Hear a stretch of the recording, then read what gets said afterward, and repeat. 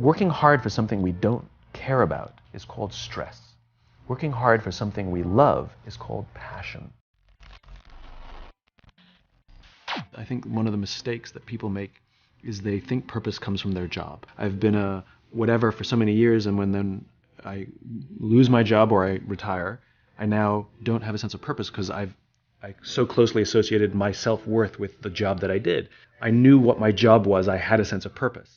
And one wonders if those things are conflated, right? Which is I had a sense of purpose for my job, but then when I didn't have the job, all of a sudden I woke up in the morning, didn't know what to do. The purpose is not your MOS. Your purpose is not you're a saw gunner. Your purpose is not the job that you wake up to do every day. Your purpose is something bigger. I have 5 little rules that you can follow as you find your spark and bring your spark to life. The first is to go after the things that you want. Let me tell you a story. So a friend of mine and I, we went for a run in Central Park. The Roadrunners organization, on the weekends, they host races. And it's very common at the end of the race, they'll have a sponsor who will give away something, apples or bagels or something. And on this particular day, when we got to the end of the run, there were some free bagels. And they had picnic tables set up, and on one side was a group of volunteers. On the table were boxes of bagels, and on the other side was a long line of runners waiting to get their free bagel. So I said to my friend, let's get a bagel.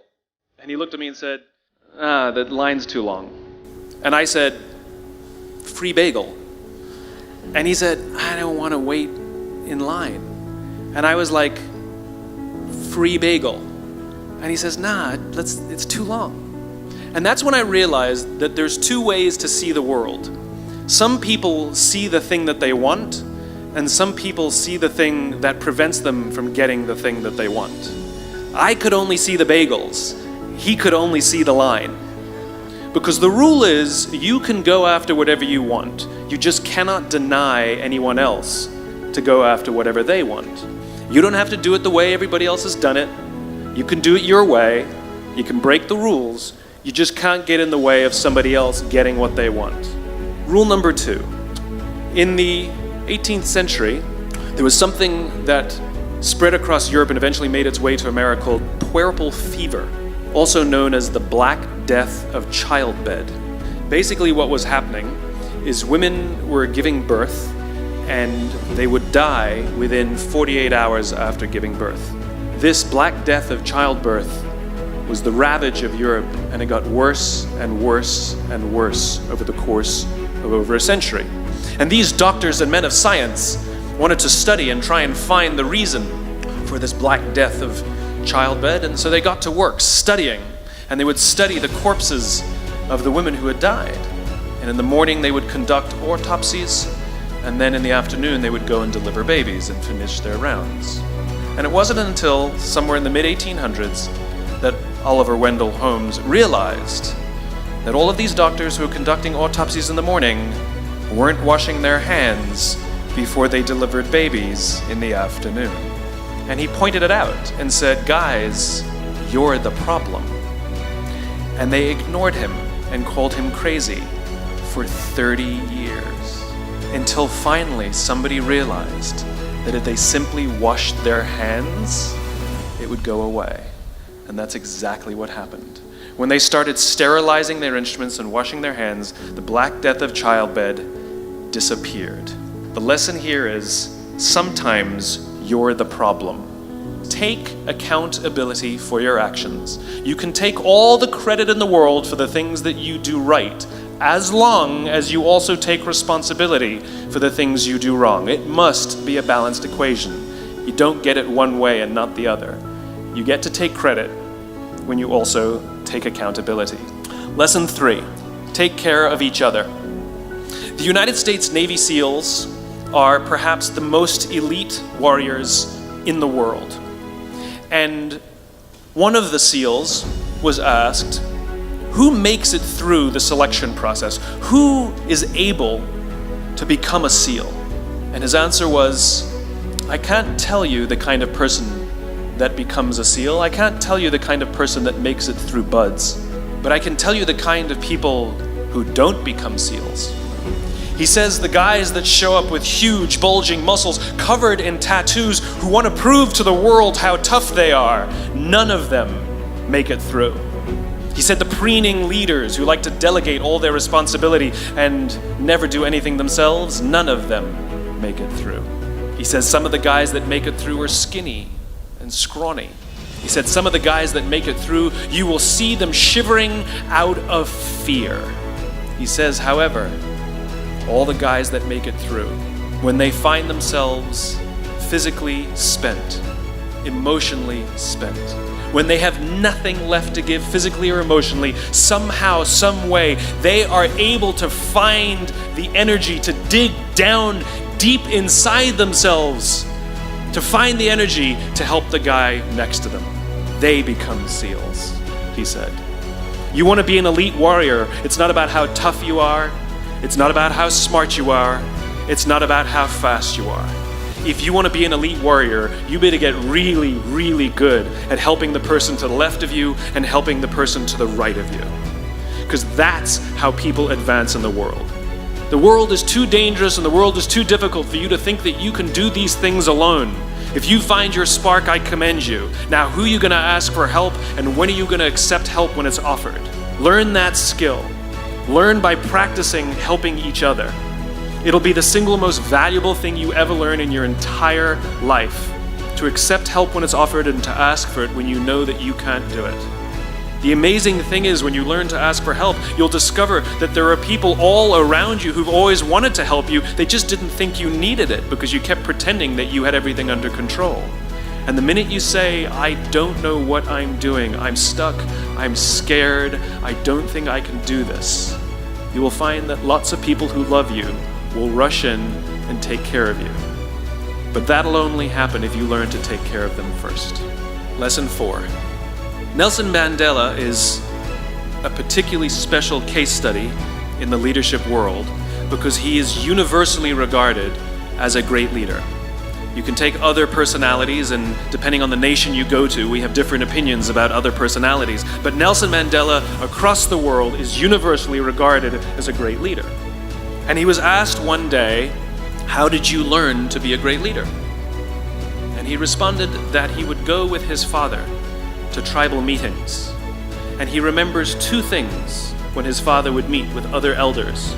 One, they would always sit in a circle.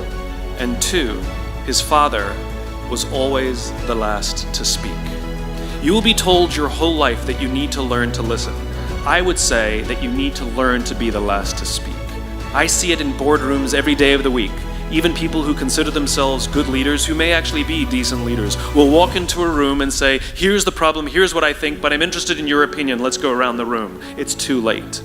The skill to hold your opinions to yourself until everyone has spoken does two things. One, it gives everybody else the feeling that they have been heard. It gives everyone else the ability to feel that they have contributed. And two, you get the benefit of hearing what everybody else has to think before you render your opinion. To keep your opinions to yourself. If you agree with somebody, don't nod yes. If you disagree with somebody, don't nod no. Simply sit there, take it all in, and the only thing you're allowed to do is ask questions so that you can understand what they mean and why they have the opinion that they have. You must understand from where they are speaking, why they have the opinion they have, not just what they are saying. Practice being the last to speak. One afternoon, I went to buy a cup of coffee, and there was a barista by the name of Noah who was serving me. Noah was fantastic. He was friendly and fun, and he was engaging with me, and I had so much fun buying a cup of coffee, I actually think I gave 100% tip, right? He was wonderful. So as is my nature, I asked Noah, do you like your job? And without skipping a beat, Noah says, I love my job. And so I followed up. I said, what is it that the Four Seasons is doing that would make you say to me, I love my job? And without skipping a beat, Noah said, throughout the day, managers will walk past me and ask me how I'm doing, if there's anything that I need to do my job better. He said, not just my manager, any manager. And then he said something magical. He says, I also work at Caesar's palace. And at Caesar's Palace, the managers are trying to make sure we're doing everything right. They catch us when we do things wrong. He says, when I go to work there, I like to keep my head under the radar and just get through the day so I can get my paycheck. He says, here at the Four Seasons, I feel I can be myself. So we in leadership are always criticizing the people. We're always saying, we got to get the right people on the bus. I've got to fill my team. I got to get the right people. But the reality is, it's not the people. It's the leadership. If we create the right environment, we will get people like Noah at the Four Seasons. If we create the wrong environment, we will get people like Noah at Caesar's Palace. There was a former Undersecretary of Defense who was invited to give a speech at a large conference, about 1,000 people. And he was standing on the stage with his cup of coffee and a styrofoam cup. And he took a sip of his coffee and he smiled and he looked down at the coffee. And then he went off script. And he said, last year I spoke at this exact same conference. Last year I was still the undersecretary. And when I spoke here last year, they flew me here business class. And when I arrived at the airport, there was somebody waiting for me to take me to my hotel. And they took me to my hotel and they had already checked me in and they just took me up to my room. And the next morning I came downstairs and there was someone waiting in the lobby to greet me, and they drove me to this here same venue and handed me a cup of coffee in a beautiful ceramic cup. He says, I'm no longer the undersecretary. I flew here coach. I took a taxi to my hotel and I checked myself in. When I came down the lobby this morning, I took another taxi to this venue. And when I asked someone, do you have any coffee? He pointed to the coffee machine in the corner and I poured myself a cup of coffee into this here styrofoam cup. He says the lesson is, the ceramic cup was never meant for me. It was meant for the position I held. I deserve a styrofoam cup. Remember this. As you gain fame, as you gain fortune, as you gain position and seniority, people will treat you better. They will hold doors open for you. They will get you a cup of tea and coffee without you even asking. None of that stuff is meant for you.